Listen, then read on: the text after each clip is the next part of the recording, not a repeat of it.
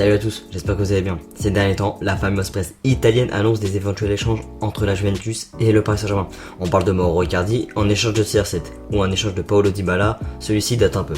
Ça me fait doucement rire, toutes ces rumeurs n'ont réellement aucun fondement et j'ai décidé dans cette vidéo de vous prouver avec de réels arguments qu'il est impossible d'avoir un échange entre la Juventus et le PSG au niveau des joueurs du secteur offensif. Allez, c'est parti. Déjà, petit aparté sur la situation des trois joueurs concernés.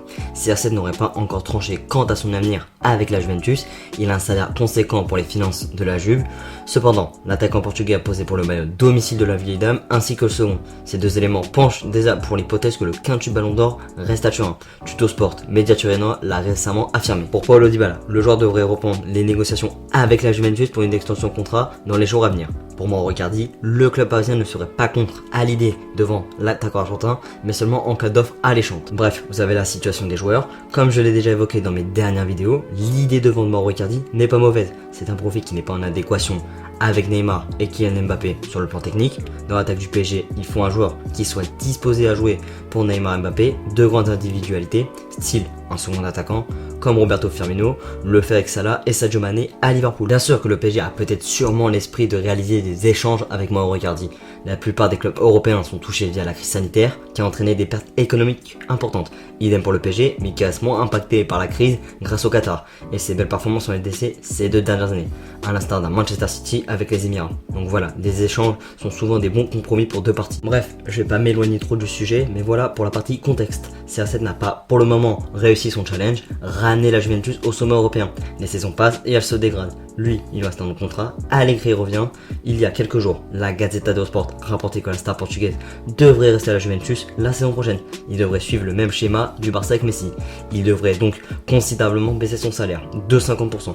On sait que aussi l'ancien madrilène est un joueur ambitieux, qui est un travailleur acharné au mental d'acier. Donc il est difficile de voir CR7 laisser ses objectifs à la poubelle. Remettons notre ami Mauro Icardi dans le sujet. Comme l'a évoqué récemment la presse italienne, l'échange Icardi et Ronaldo est possible. Ce qui me semble personnellement complètement improbable. Les deux attaquants aujourd'hui des profils similaires, ils ont déjà le même poste et le même rôle. Leur rôle est de marquer des buts.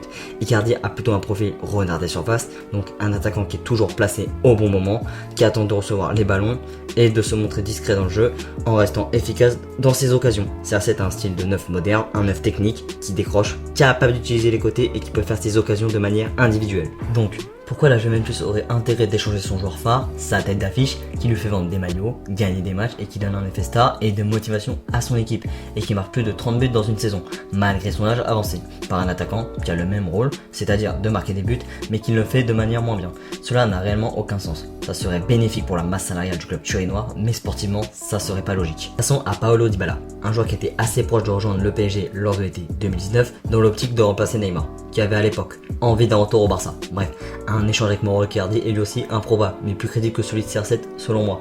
Les négociations pour une prolongation devraient reprendre prochainement entre la Juventus et le joueur argentin. Et échanger un second attaquant, polyvalent contre un neuf, renard des surfaces, tel que Mauro Icardi, n'a réellement aucun sens d'un point de vue sportif. Surtout quand tu as déjà CR7 et Alvaro Morata, dont la Juventus a récemment renouvelé son prêt. De plus, Allegri est de nouveau le coach du club italien et son système préférentiel est le 4-2-3-1. Donc pas de quoi accueillir trop de numéro 9. Cette vidéo avait juste pour objectif de vous montrer que ces échanges sont improbables et qu'il ne faut pas trop écouter les rumeurs qui nous contentent de nous satisfaire, nous, supporters parisiens. Ces échanges sont pas impossibles car le football peut nous surprendre, mais si l'un de ces deux deals arrive, la Juventus se ferait bien berner dans ce coup. Et voilà, c'est la fin de cette vidéo. Si elle t'a plu, lâche un pouce bleu et partage-la à tes amis. Si tu as un avis à donner sur le sujet, n'hésite pas à le mettre dans l'espace des commentaires et moi je te dis à très vite pour une prochaine vidéo. Allez, ciao ciao.